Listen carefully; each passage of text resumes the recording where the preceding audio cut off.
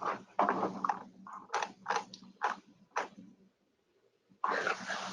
right, we are at 10:05 Eastern this morning.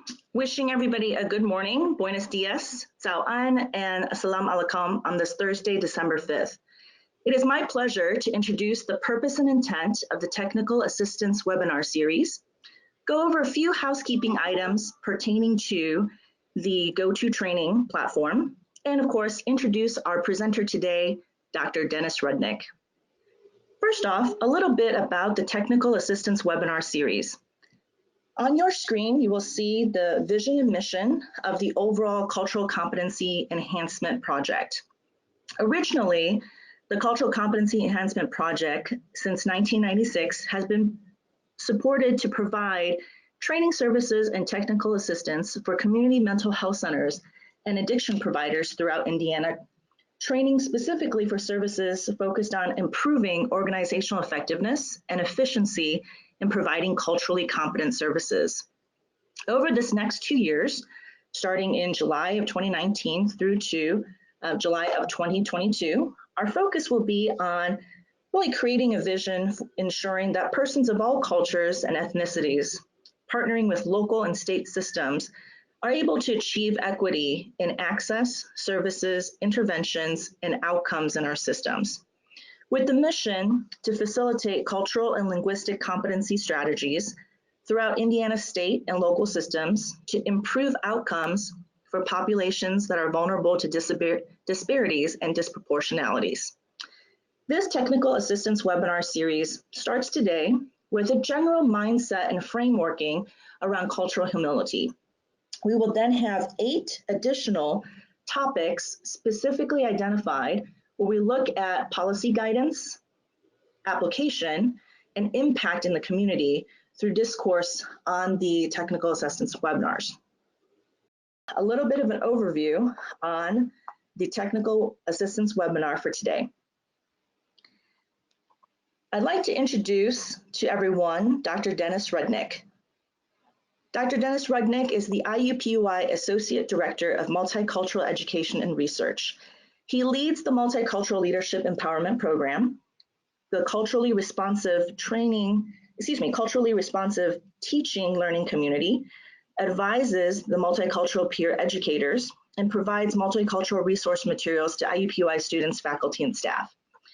With over 20 years of training and experience as a teacher, group facilitator, program developer, and public speaker on diversity, civil rights, and social justice issues, Dr. Rudnick is committed to fostering a climate of transformative awareness and understanding through education. It is for this excellent passion of his and his incredible background that we've invited Dr. Rudnick today to speak about framing how to approach not only this technical webinar series, but truly how to approach cultural competency across this next 2 years by starting with a mindset of cultural humility. So with that, I'm going to transition and introduce Dr. Dennis Rudnick to begin our webinar for today. Dr. Rudnick. Thank you, Sunny. Good morning. Good morning, everyone. Thank you for joining us here today and taking time out of your schedules during this holiday season, recovering perhaps from a whole lot of food for some of you, for those of you that are celebrating and tackling and getting into this extremely important work. So we are going to, as Sunny suggested, talking about cultural humility today, key concepts and considerations for mental health and addiction professionals. Our goals today are several-fold. We're going to explore the what, key cultural humility concepts such as diversity, equity, social identity, and microaggressions. We're going to explore the why, the importance and impact of adequate and accurate terminology. And then the how, considering effective inclusive strategies and practices. So I'd like to begin by asking you to consider what you might think is of greater importance between cultural competency and cultural humility. So I'm going to shoot out a poll and ask that you take a moment and respond to the best of your ability.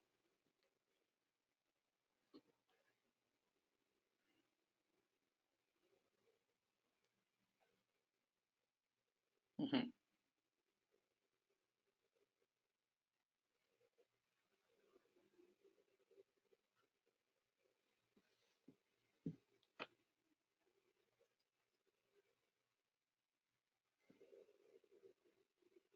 So I'm seeing here that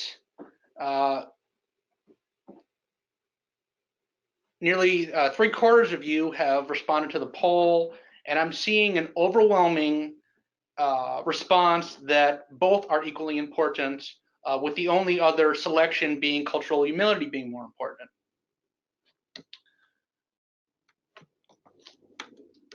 So here's how we might think about these two terms, alone and in combination. When we refer to cultural competence, we're referring to when we learn and examine the patient, the student, or the client's belief system. Cultural humility is a process of self-reflection and discovery in order to build honest and trustworthy relationships and practices. So it doesn't preclude having cultural competence, but it also further assumes that we are part of the process too. We are under consideration as well. A brief overview, and I will try and catch us up in time, in terms of time, but here are a few ways that we might consider some distinctions between cultural competence and cultural humility. One key example is that we often, when we are assuming time in terms of time, but here we are generally referring to ethnicity and race, and we should consider race and ethnicity. But cultural humility is also more expansive and more intersectional, considering race, ethnicity, ability, gender identity, faith, socioeconomic status, and so forth. All right. One of the assumptions under cultural competence is that minoritized individuals are the ones that follow traditions and have norms and practices. Cultural humility understands that everyone does, including those of us that hold dominant, privileged, or majoritized identities. And in a real general sense, understanding that context matters, that power differences exist and must be recognized, thinking about how do we not just essentialize or tokenize individuals, but taking that extra opportunity to respect folks, which doesn't mean tolerate folks or agree with folks or agree to disagree with folks, but to literally take another look, to have another consideration and a deeper consideration, and not just assuming that the emphasis should just be on individuals, but how are we impacting this as well, right? It is a lifelong process. We are not going to fully understand the communities that we're working with by reading one chapter or attending one webinar, and that we understand that this work is a lifelong process, and we have our stake in doing this work.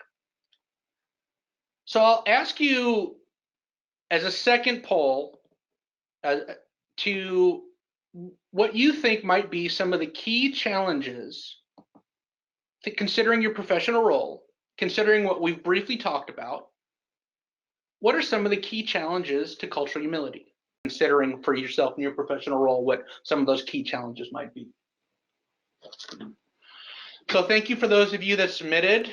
A number of you that responded speak to what some of the ubiquitous challenges are to this work. So demographic shifts, our country, our planet, are changing in markedly different ways. The communities that we reside in are changing in a number of different ways. There is an overall lack of understanding of our differences, or certainly valuing our differences.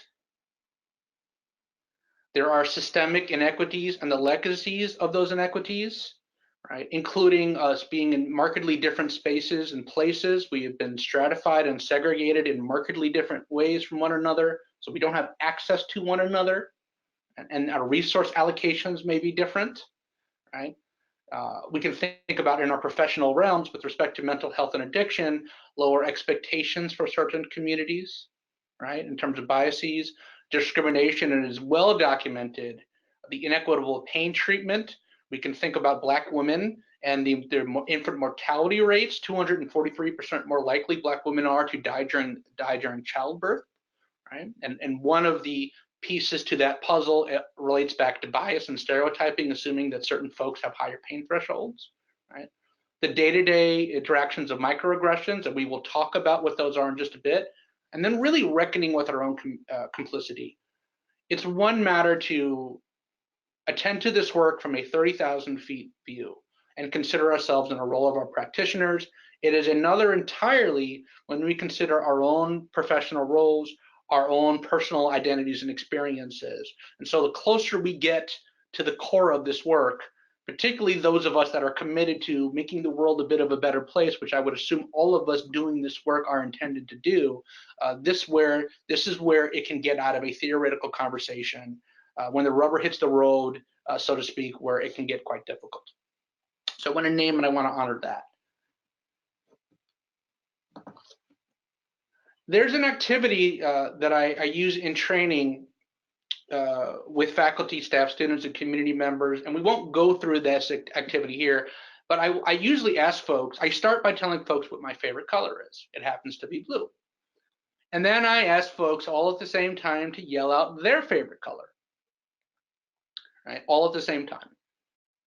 And then I will ask them a series of questions. I will ask them, how does what just happened relate to the concept of diversity, right?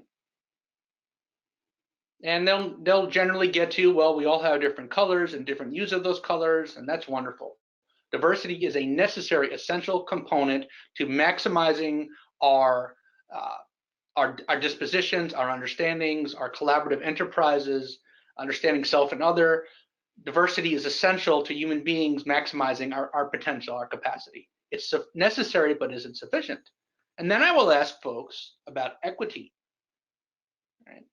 And generally speaking, some folks might say, when I ask, so how did equity play out in this scenario? Folks might say, well, we all got to say our favorite color. And I'll say, you did. Was that equity? And then some folks that might be more in the know might say, well, you got to talk first. And we got to hear your color. And I said, okay, how is that equitable? Or how is it not equitable? And then considerations of power and privilege, which can be some doozy words, right? But in a general sense, context, right? So equity recognizes that equality sounds wonderful, but equitable approaches, policies, and practices must consider context, including dynamics of power and privilege. Also in that scenario, some things that come up as well, some folks may not be able to speak as loudly or at all. Some folks might be visually impaired and didn't see the prompt on the screen, right? Some folks, many of us have been socialized to affirm and uplift certain voices over others, right? So my identities in doing this activity, or I was maybe in the crowd and held identities like myself, right? Are those favorite colors heard a bit more, right? And this is an important consideration, the equity versus equality conversation, when we can have considerations of fairness and meritocracy and decency, particularly for those of us that are serving others, that are working towards the public good, right? A third consideration is this notion of inclusion, right? It is not just having folks on a brochure. It is not just having representation in terms of numbers, right? And I will be very clear that even though this work is hard, it is also not a microwavable meal. We cannot solve the issues of injustice, of inequity. We cannot hope to maximize an inclusive, equitable, and diverse space if we are not willing to do the work and let the work be comprehensive and pervasive. So that lets us off the hook in some respects, knowing that we don't need to solve the issues and the problems and the concerns overnight. And at the same time, it keeps us firmly on the hook as it has us consider, it has us reckon with, well, what might I do if I'm running, if this is a marathon, not a sprint? What is my responsibility? What is my professional and personal obligation therein? Some other things about diversity, equity, and inclusion to consider: that we all have diverse talents, skills, and experiences. Diversity does present numerous challenges and possibilities, and diversity is a fact, but equity and inclusion are choices and actions. And we all have diverse and complex social identities. One of the great challenges when we attempt to navigate and make sense of the complexity of all of who we are, right? If we were to get past the political volatility, the affective motivational volatility, we're complex. And so can we treat people like people, right? Is that enough? Is that how should we move forward? Well, we might consider how complex we are. And what I have on the screen here, what you're taking a look at is just some of the ways in which we are complex, right? When we mean socially constructed, we mean that they're made by people, right?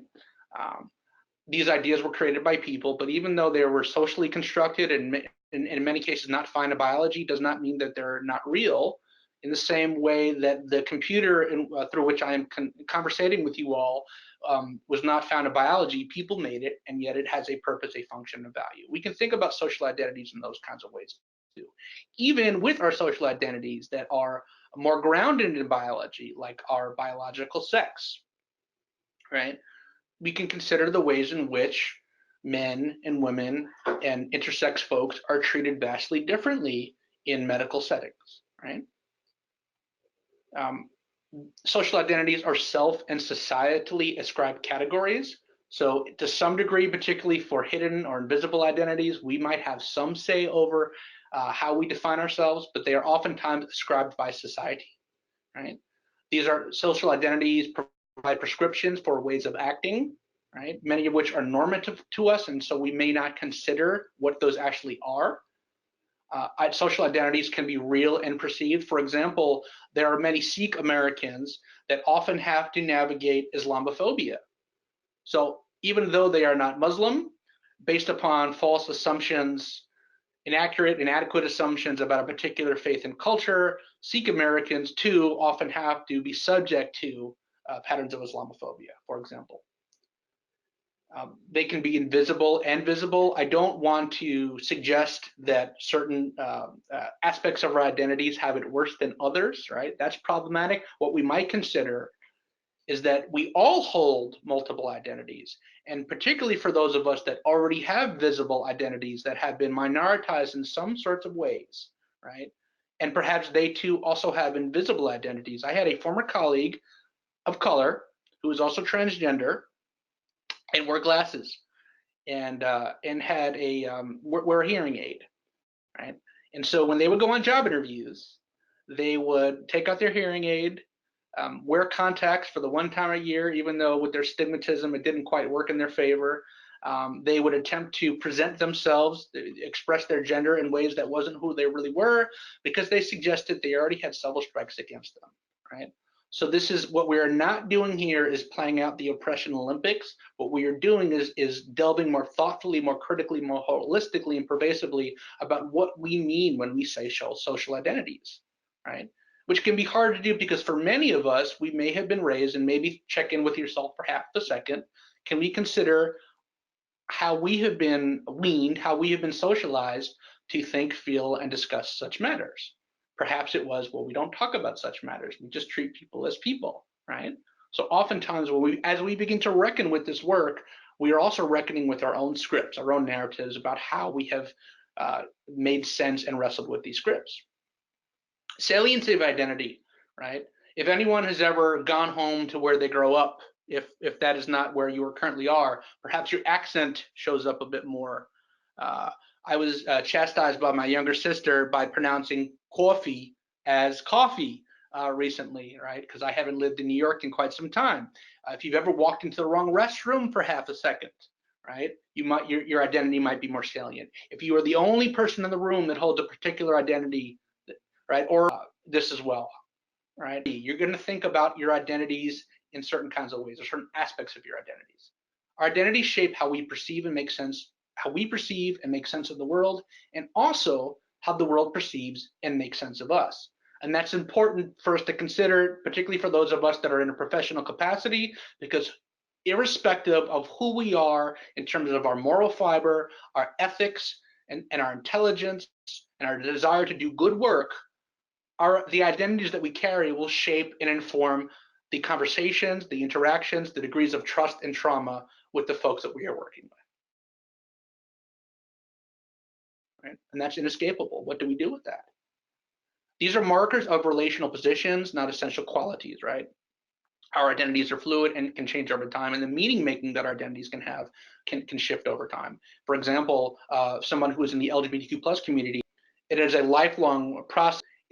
After RFRA was passed, is going to be having to navigate their identity and what that means for them in perhaps different ways than they did prior, right? So I'd like for you to briefly think for yourself, what do you think about? Perhaps referring to what is on here on the screen. What do you think about? What do you not think about? And then why? Why do you think about what you think about?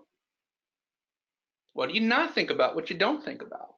Why do you think that distinction matters? I am mindful of time, so I would like to move us forward, but we might consider that we perhaps think about things that we have to think about and don't have to think about things that we don't have to think about, right?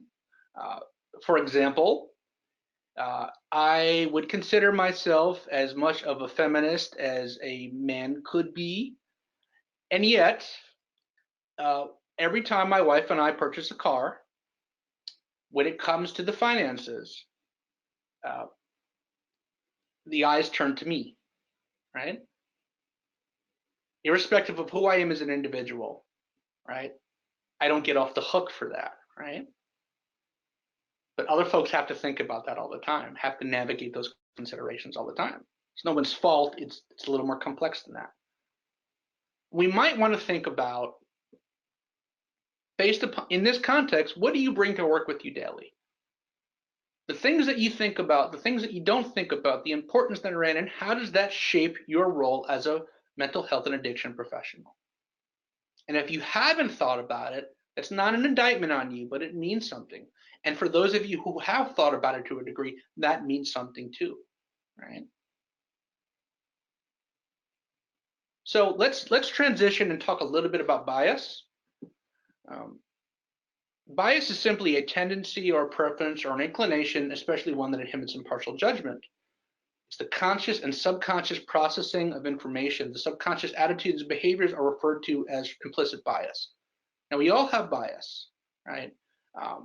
One of the sticky points for folks can be, well, I'm a good person, or some of my best friends are, or how did I fall for that? We're a bit more complex than that, right? This is how our brains work, and that we understand that this moment you take in 11 million pieces of information, right? It's a lot of information. So we need filters. Our perceptions, our interpretations, our preferences. If any of you are parents, you will understand exactly what I mean when I say selective attention, right? So out of those 11 million pieces, we're only absorbing about 40 to 50. So it's a much smaller number, right? We can think about our brains. If you've ever had an older computer that has got upgraded to a newer operating system, and it takes a whole lot longer to get online to open up your files or your emails, right? Our brains need our filters. So we rely on heuristics. We rely on habits, right? There's a value in that. If I were to ask you what 2 plus 2 is, you might readily say 4. You didn't have to write that down. But if you were raised that 2 plus 2 equals 5, right? You would habitually, heuristically do that just the same, but you would be incorrect. If you saw a stove burner that was red or blue, you probably wouldn't touch it unless you were raised and had the idea that it was cool to the touch. Even as you put your hand on it, you were taught that pain is pleasure. If you saw a truck coming your way and you've never been hit by a truck, you might say to yourself, lifelong process of that truck. But what if it was a 12-year-old Latinx child that comes into your care? And you've been fed some assumptions about this person, irrespective of how smart you are, how kind you are, how good you are, how professional you are, right? And there are things in our society, in our social life, that aren't inherently good or bad, like bias. It's what we do with them. Airplanes, decoding DNA. We can think of a number of phenomena that aren't inherently good or bad, but we must recognize that they exist. Right? Related to bias are stereotypes, a set of overgeneralized beliefs, traits, behaviors, and motives about members of a social group They can be positive or negative, although positive stereotypes can have negative consequences. Most famously, we can think about the notion that Asian Americans are smart or good at math, and we know the disparities in mental health and suicide rates for Asian Americans because of the pressure of that false and yet prominent stereotype, right? There are some other considerations with that stereotype, but there are impacts even if there is a quote unquote positive stereotype, right? And again, these are socially constructions. They change over time and space. Uh, they can shift according to policy, public whim, and a number of other factors. And even though we may not personally hold and have done the work to counter such stereotypes,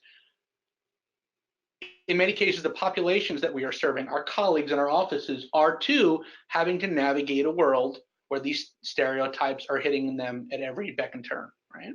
So what do we do with that? Because it's extremely important that we have some clarity and some distinction with terminology, just as we discussed with diversity, equity, and inclusion. Oftentimes, folks will use bias and stereotypes interchangeably. I think this little comic strip does a pretty good job of distinguishing between the two. So bias would be, oh my God, look who's here in my store.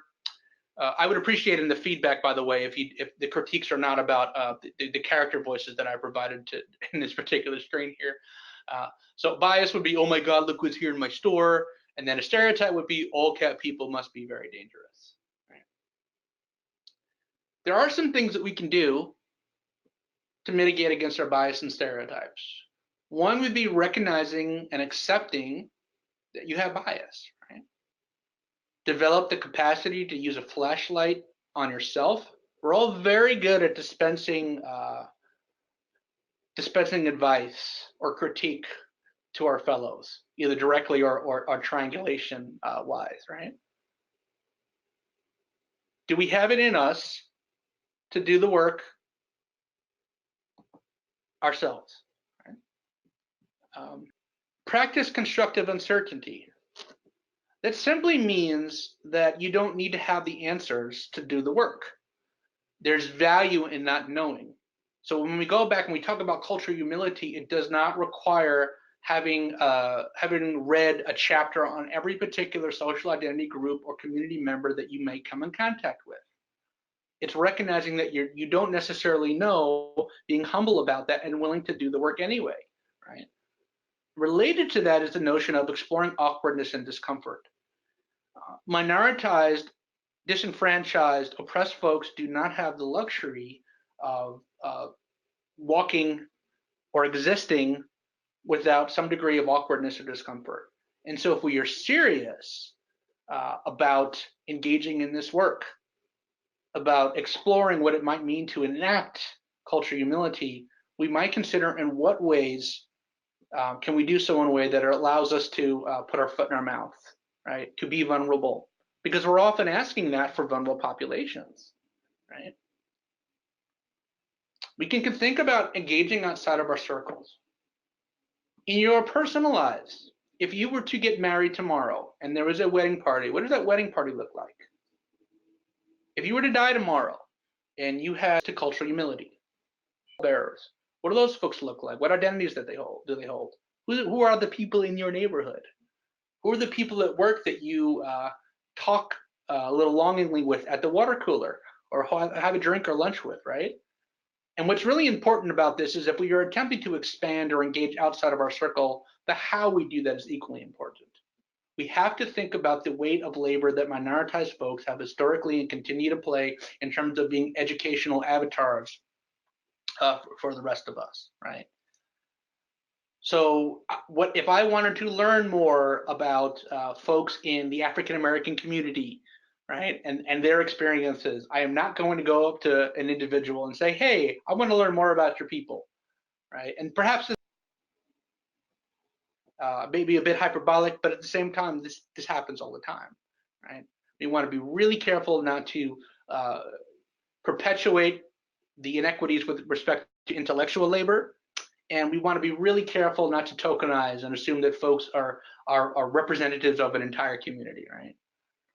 And then lastly, get feedback. If you have folks in your life, and I hope that you all do, that are deadly honest with you, explicitly honest with you, perhaps behind closed doors, perhaps in public, but all the same. And so we can consider in our own professional spaces who those folks might be. If you have those relationships, hone those relationships. If you don't have those relationships, find and hone those relationships, so that we are not crabs in a bucket trying to determine who is more woke and who is more of an ally and who is doing this work better, but that we can holistically, collectively, and respectively do the work better. Right? It's holding ourselves accountable. So I want to talk briefly about microaggressions and take a pause and suggest that one of the challenges with cultural humility, this work writ large, is that when terminology makes it into the public sphere, the public discourse, they are subject to all manner of scrutiny. Terms get diluted, they get rebuked, they get shut down, you're being too sensitive, so on and so forth, right? Microaggressions has certainly been subject to such scrutiny. What are microaggressions?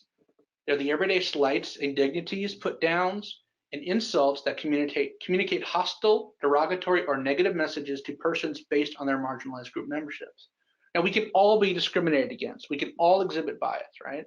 And we hold some identities that have privilege and power and some that don't all at the same time, right? And we're not plussing and minusing, right, to see who is more privileged or minus. We have to think about in a larger collective and respective context, right? One of the interesting things about microaggressions, they may appear to be a compliment.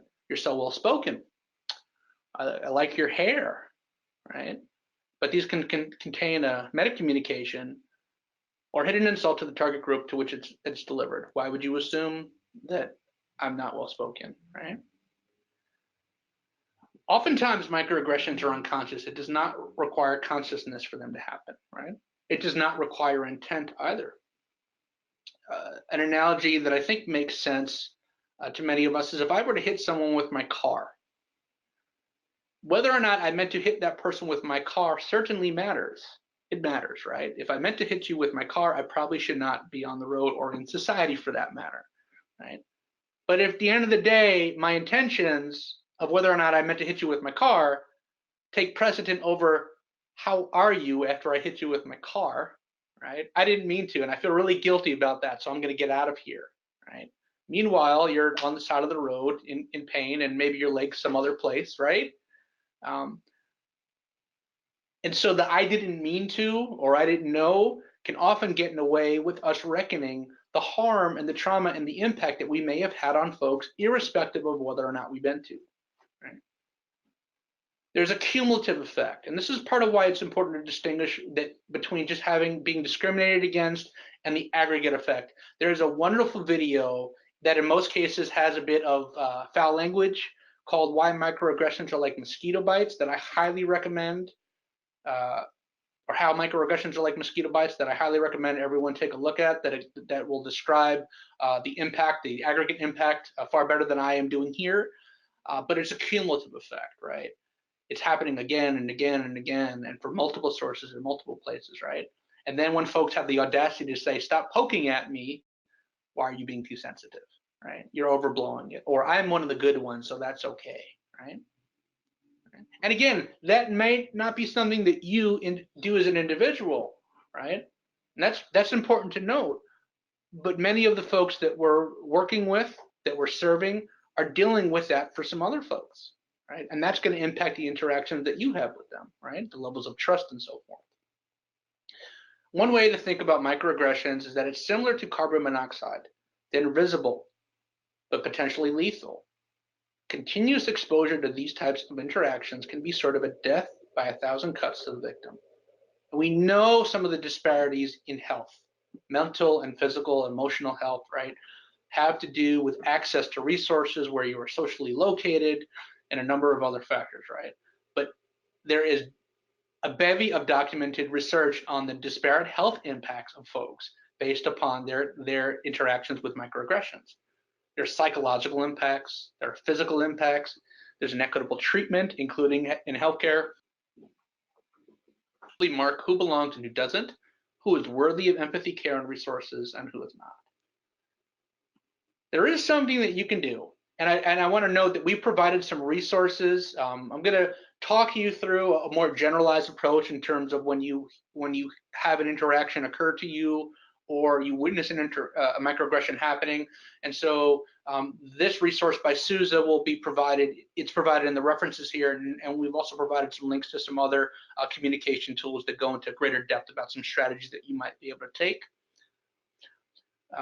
One, asking clarifying questions to assist with understanding intentions. So what I heard you say was that there are good people on both sides, right?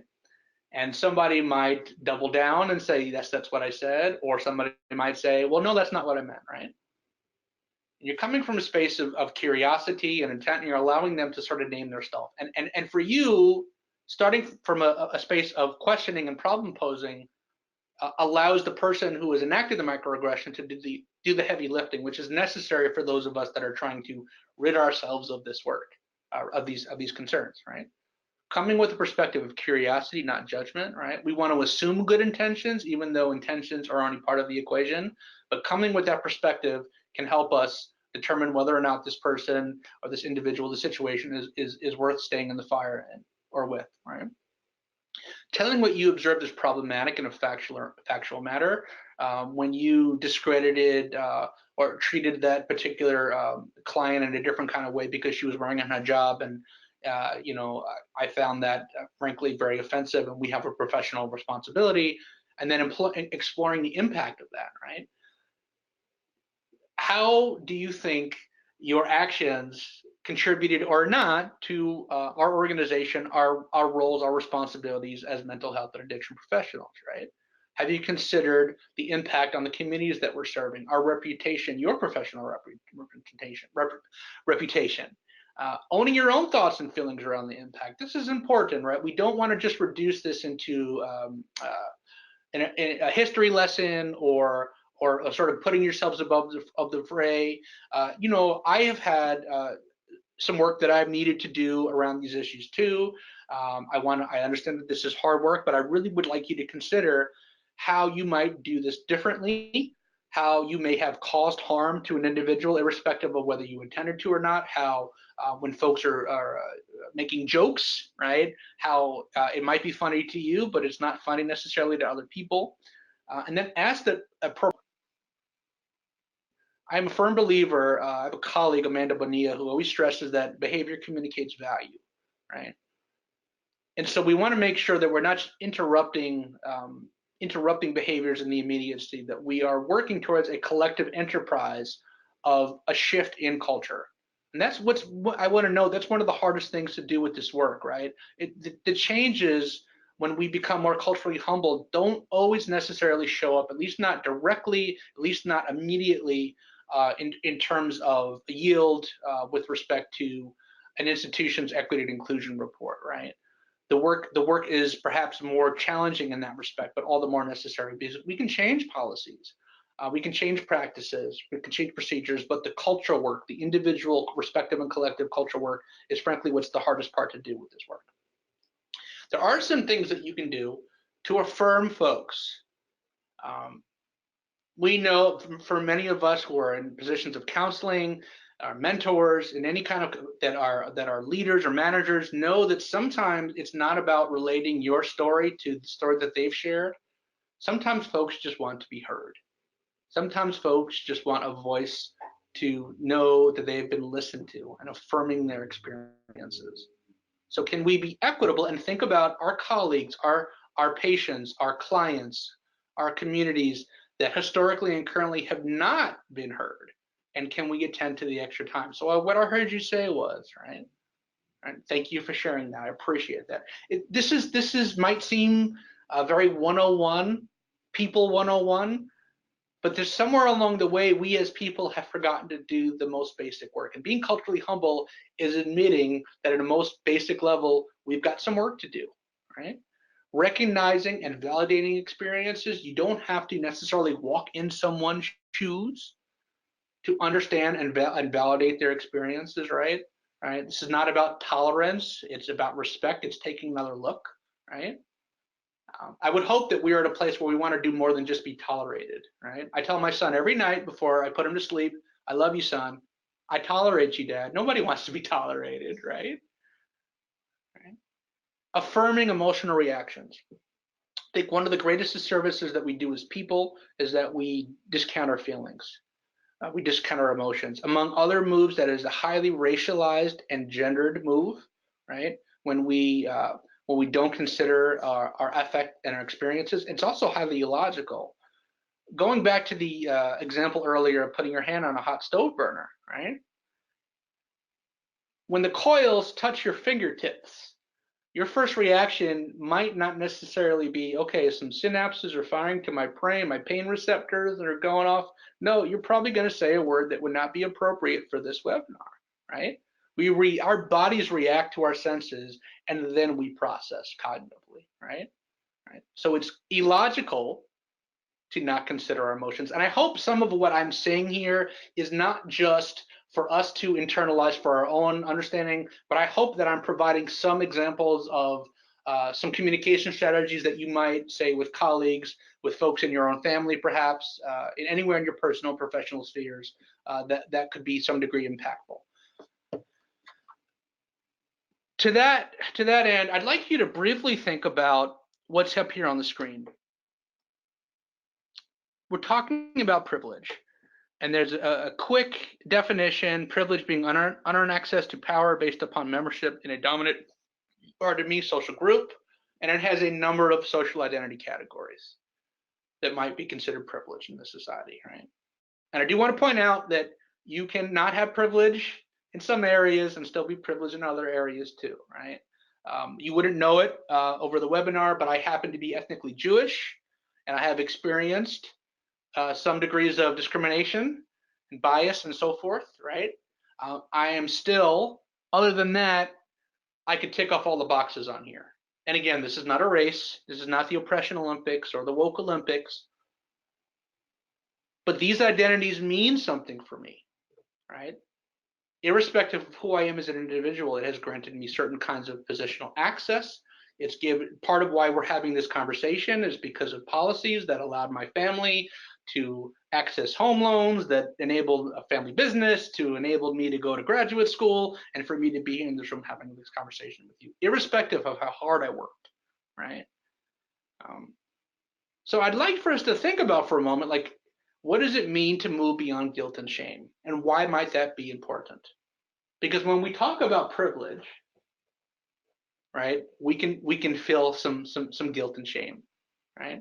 Going back to the car analogy, car accident analogy, right? If I hit you with my car, I might feel really guilty about that. But if I'm just honing on my guilt, I'm really not trying to solve the problem, and I haven't gotten out of my own way, right? There are some things that we can do.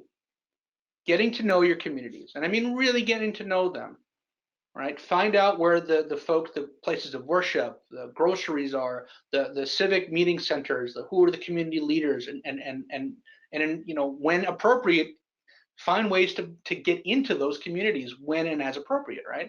Knowing your own social identities and beliefs. I hope one takeaway from today is that it's not just being knowledgeable about the folks that we're working with. It's about understanding self too, particularly in areas that we haven't thought about before or haven't had to think about before, right? Thinking to engage beyond the surface. This is deeply important, right? It's not just about learning about a community so that you will feel more equipped to do your job better. It is working across trauma, right? It is moving authentically, right? Recognizing the hurt and the pain. There's a documentary by Shakti Butler called Mirrors of Privilege. And there's a woman there that talks about when reconciliation, forgiveness occurs, it is like crawling over shards of broken glass. And what does that mean? To thinking about cultivating trust, working through trauma, what does that mean for our roles as individuals and as professionals, if that's what is at stake and that is what it might take, right? So being strategic and authentic and fostering and maintaining community partnerships, right? Creating and supporting policies when you have the power to do so, explicitly address diversity, equity, and inclusion, names, other technologies that can help with names, respecting and affirming folks' gender identities, perhaps on your outgoing emails, putting your gender identities, even if you are a cisgendered individual, for example, right? thinking about piloting, reviewing, and revising your hiring guide and your training, right? Do you have new employee orientation or questions and ways to assess those questions that are having considerations of equity, right? So that you can weed out candidates that might not be a quote unquote good fit with respect to a commitment to diversity, equity, and inclusion. Are you using the word regardless in your hiring policy, in your affirmative action statement, or we welcome and support clients and employees from a wider range of social identities, right? That has an impact as well. Recruiting outside your comfort zone, right? Are there nationally, locally, identifiable recruitment websites and agencies and organizations that might help you pull on a diverse set of folks, right? Developing a compendium of local resources relevant to the wide array of diverse populations that you serve, and knowing that you have those folks and those resources at your disposal. And also fund and reward participation in ongoing cultural humility workshops and professional development opportunities. We certainly hope that you are able to take part in some of our future opportunities, but there ought to be ways if organizations and agencies can find ways to compensate folks that are doing the heavy lifting, that are taking the lead into doing this work. I'd like to close with one of my favorite quotes, and perhaps either through the Bible, for those of us that have read, or through Dr. Martin Luther King, we might be familiar with the concept of beloved community. But I really love the way that Bell Hooks uses this term. So she says the beloved community is formed not by the eradication of difference, but by its affirmation, by each of us claiming the identities and cultural legacies that shape who we are and how we live in the world. Thank you so much for your participation today. Really appreciate you all taking your time and being here, and we thank you very much. Great, thank you, Dr. Rudnick. That was wonderful. So I wanted to share two things. One, the lovely profile of Dr. Dennis Rudnick, and then two, the participation overview that was provided today. So for our 12.5 Cultural Humility webinar, we had a wonderful participation from systems of care coordinators, peer support certified recovery specialists, opiate treatment programs, certified mental health centers, and of course from youth and family. Well, if there are no further issues, just a last minute item regarding the next webinar we will be doing on January 23rd, social determinants of health, and the registration for that will be coming out in the next 2 weeks. Thanks everyone, and have a great day.